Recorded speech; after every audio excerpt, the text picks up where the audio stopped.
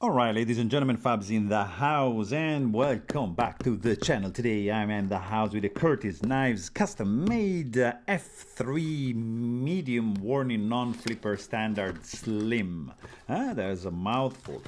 This guy comes with a nice velcroed patch, the certificate of authenticity, of course this box, which is a good thing to see, and this nylon zippered pouch where inside it sits your F3.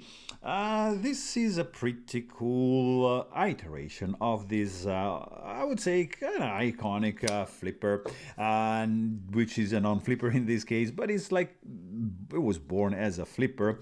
Always loved the F3 from Curtis. It was one of my first knives that I was able to check out as a custom. So really cool memories about this fella. So it's good to see a new iteration with some new features. Let's check it out. 19 centimeters. I'm gonna go in centimeters today, guys, because 19 and a half centimeters. Look at this, 7.5 centimeters for the cutting edge, and you get 11.5 centimeters for the handle. How about that? You do the conversion in inches because it's gonna be pretty easy. Anyways, I want to show you some fanciness. Look at that, Cody Utzler duckling. Boom. Nice picture.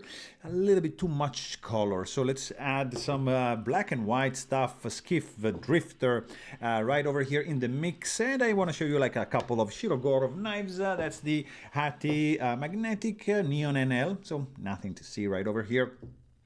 Just a couple of colored one because we gotta add a little bit of color sometimes with some Holtz, Spectre, and Haptic Prestige in the house. But anyways, guys, we're here about to talk about this Curtis F3 medium Warncliffe blade, CTS XHP steel.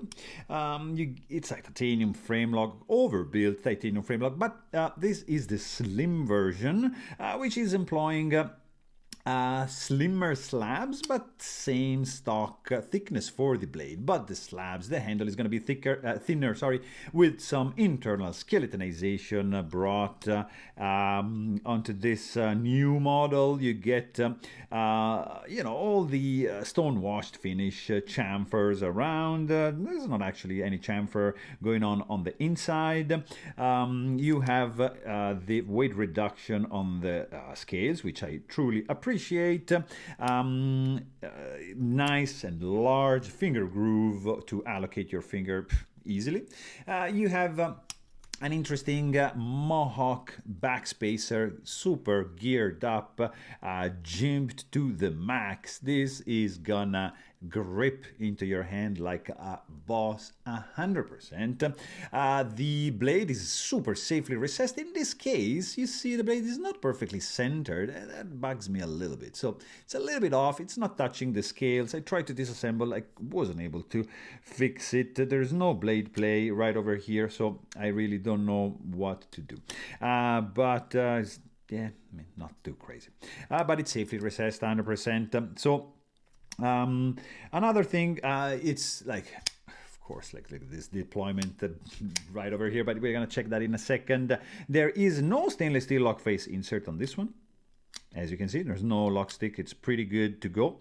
Nice lock bar access, internal cut relief for the lock bar. You get a lanyard hole situation going through the back spacer. You have a non-reversible pocket clip. It's tip-up carry only. You have a target right over here, a couple of windows cut out. Nice springy tension. It's in titanium. It's stone washed. It has a little different finish, a little bit more shiny. Kind of like not matching the pivot for sure, but a little bit differently finished, just a little bit, but still, the blade is like some gorgeous work of design. Really love this profile. This Warncliffe is just amazing. fantastic, aggressive, jimping, thick stock. F3 indented in this cutout over here. Curtis on the other side. Hollow grind, aggressive, 100% belly, finger slash sharpening choil going on over here. And go and shred. Beautiful, beautiful profile. You get one thing, like just when you sharpen this thing, you see the plunge grind, it just gets thick right over there. So just keep that in mind. There's no crowning or chamfering. It's an aggressive and work knife. This guy, there's no flipper tab, of course. So you're going to have to deploy it with your thumb, with your middle finger. So like that, it's like an option. Of course, you can use two hands. You can even do, like you see, just grab it like this, and you can spidey flick it easily. You can even do like probably your middle, your ring finger. You can even do like this. You see, just deploy, slow roll with the index. You can even do like a slow roll with the thumb. But probably, yeah, like you see, the spidey flick is gonna be the most satisfactory one. Actually, I'm just curious. I want to try and tighten a little bit these screws, because I feel... let me see. Yeah, no.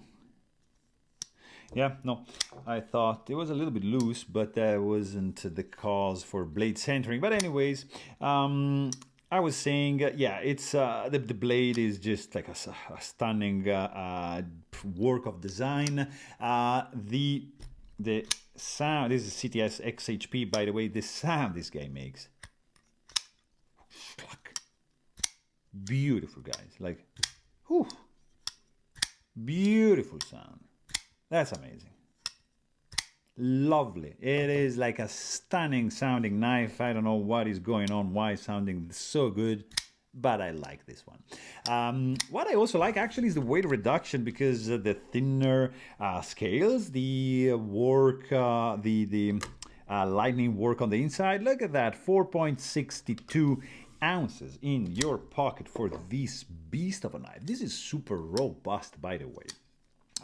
Hotspot, yeah, I have a little bit over here because my finger just tends to go there. Like if I do that, it's fine. I'm more in a recessed position, but I tend to be here. So here, naturally, my finger just hits that spot. The jimping is fantastic. Here and here, it just grips to your hand. It's not gonna go anywhere. You have a little bit of a sharp edge going on over here, as you can see. When the knife is open, you kind of feel it, but yeah, it's there. Beside that, which I mean, yeah, I can kind of feel it. This is probably the biggest, not so much from this area over here. The overall grip is pretty good because the large grooves, the jimping, there's no texturing going on the scale, so just stone wash, so pretty slippery, but still, overall, it's kind of feels locked in place. Runs on bearings, of course. The action is very smooth.